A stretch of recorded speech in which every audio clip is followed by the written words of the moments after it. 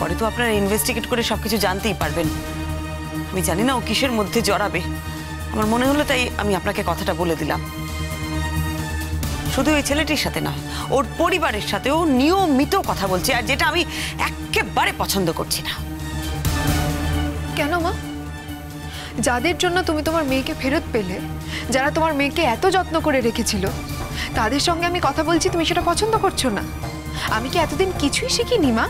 আমার কি ভদ্রতা বলে কিচ্ছু নেই? দিদি তুমি বুঝতে পারছো না, এটা একটা কেস চলছে, পুরো বিষয়টা এখন আইনের অধীনে।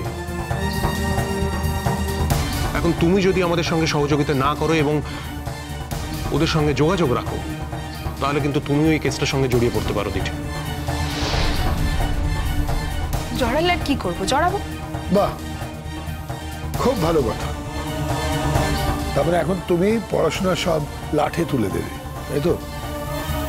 দিয়ে একটা ক্রিমিনালকে বাঁচাতে গিয়ে ক্রিমিনাল কনস্পিরেসির একটা কেসে তুমি যদি জড়িয়ে ফেলো নিজেকে, তাহলে তোমারও শাস্তি হবে। তারপরে একদিকে রয়ে গেল পড়াশোনা, আর তুমি জেল খাটবে, তাই কি? দিদি তুমি একটু ঠান্ডা মাথায় ভাবো। দেখো তুমি তো অনেক ছোট, তোমার বয়স খুবই কম, তুমি এখন বুঝতে পারছো না, তুমি ইমোশনালি ভাবছো, তোমায় কিন্তু র্যাশনালি ভাবতে হবে দিদি। আমি ইমোশনালি ভাবছি না, আমি র্যাশনালি ভাবছি বৌদি ভাই। যে আমার উপকার করেছে আমি তার কোনো ক্ষতি করতে পারবো না। দিদি আমি তো তার ক্ষতি করতে বলিনি তোমাকে, আমি জাস্ট তোমাকে বলছি তুমি এই সত্যিটা বলো। তুমি মিথ্যে কথা বলছো কেন? Why are you lying? তুমি যে গল্পটা বানিয়েছো সেটা প্লিজ উইথড্র করো। বেশ, ওই আমাকে নিয়ে এসেছিল, কিন্তু তাতে কি প্রমাণ হয়? ও তো আমার সাথে রাস্তায় কোনো খারাপ ব্যবহার করেনি, ও তো আমাকে ওর বাড়িতেই নিয়ে গেছিল। দত্ত তুমি রেকর্ড করছো তো পয়েন্টটা? Yes sir. আপনাকে একটা কথা বলছি স্যার, চেনা বলে বলছি না, এমনি বলছি, ছেলেটাকে বাঁচিয়ে দিন স্যার। ওর পুরো ফ্যামিলিটা বেঁচে যাবে। আপনারা এইটুকু সাহায্য করলে ছেলেটা অন্ধকার জগৎ থেকে বেরিয়ে আবার আলোর জগতে আসতে পারবে স্যার। শুধু এইটুকুই, শুধু এইটুকু সাহায্য করলেই হবে। আপনারা এটা চান না? ছেলেটা তো এই জীবনটায় আসার কথা ছিল না, ও ঘটনা চক্রে এসে পড়েছে নিজের পরিবারকে বাঁচানোর জন্য। এটা কি ওর অপরাধ স্যার? এখন যদি ও আপনাদের কাছে সারেন্ডার করে, আপনারা ওকে জেলে পুরে দেবেন। যদি ওই লোকগুলোকে বলে যে ও আর ওদের সাথে কাজ করবে না, তাহলে ওরা ওকে মেরে ফেলবে। ও কোথায় যাবে স্যার? আপনি বলুন, কি করবে? আমি এটা বুঝতে পারছি না, তোর ওকে নিয়ে এত চিন্তা কেন? এই পৃথিবীতে অনেক অনেক এরম যুবক আছে যারা এই কাজ করে বেড়ায়, তাদের সকলের দায়িত্ব তুমি নেবে? তাদের তো আমি চিনি না। এটাও কিন্তু তোমার চেনার কথা ছিল না, ঘটনা চক্রে এই ছেলেটিকে তুমি চিনেছো, তবে এখনো যে তোমাকে চিনে যেতে হবে এমন কিন্তু কোনো কথা নেই। না মা, ঘটনা চক্রে চিনলেও চেনাটা চেনাই হয়। মানুষ ঘটনা চক্রেই মানুষকে চেনে। ঠিক আছে দিদি, স্যার যদি মনে করেন যে ও কোনো অন্যায় করেনি, মানে সেরকম বড় কোনো অন্যায় করেনি, আর ও যদি অন্যায়টা স্বীকার করে নিতে পারে, তো আই এম শিওর স্যার ব্যাপারটা বিবেচনা করবেন।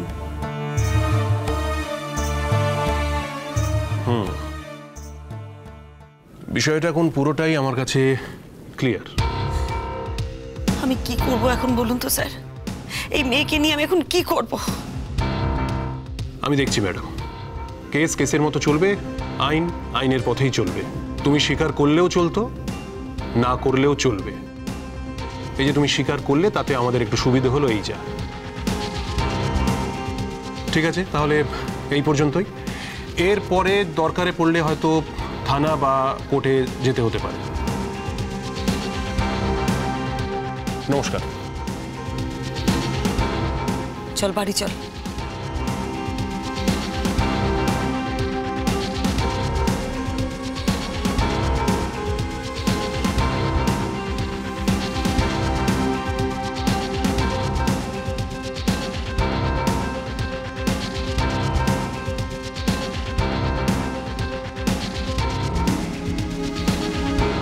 স্যার,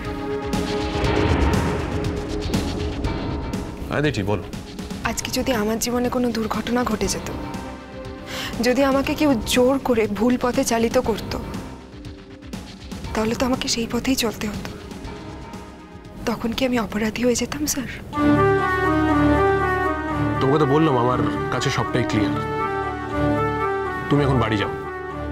আর হ্যাঁ, একটা কথা ছিল, তোমার ভাবনাগুলো থাক তোমার কাছে, সেগুলো তো তোমার মাথা থেকে আমি বার করতে পারবো না, কিন্তু পড়াশোনার ভাবনাটাও মাথায় রেখো। তুমি একজন ব্রিলিয়েন্ট স্টুডেন্ট, ডাক্তারি পড়ছো, আর তুমি তো ভালো করে জানো আমাদের দেশে একজন ভালো ডাক্তারের কতখানি প্রয়োজন। প্লিজ লেখাপড়াটাই মন দিও। মনে থাকবে তো? ঠিক আছে, এসো।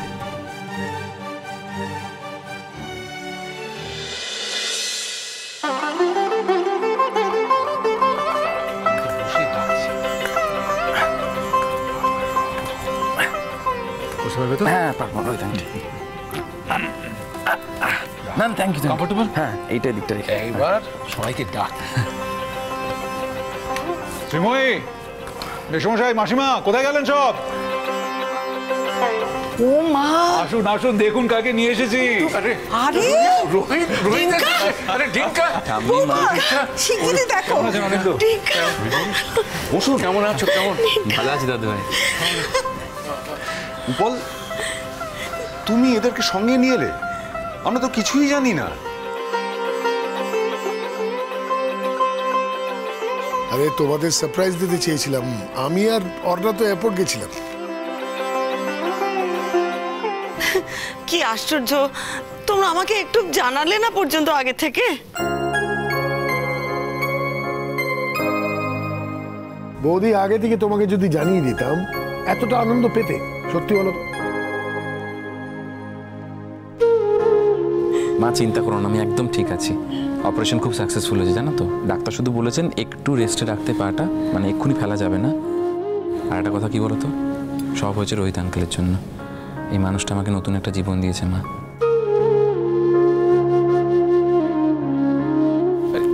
আচ্ছা, এই কথাটা কি বলা ছিল ডিঙ্কা?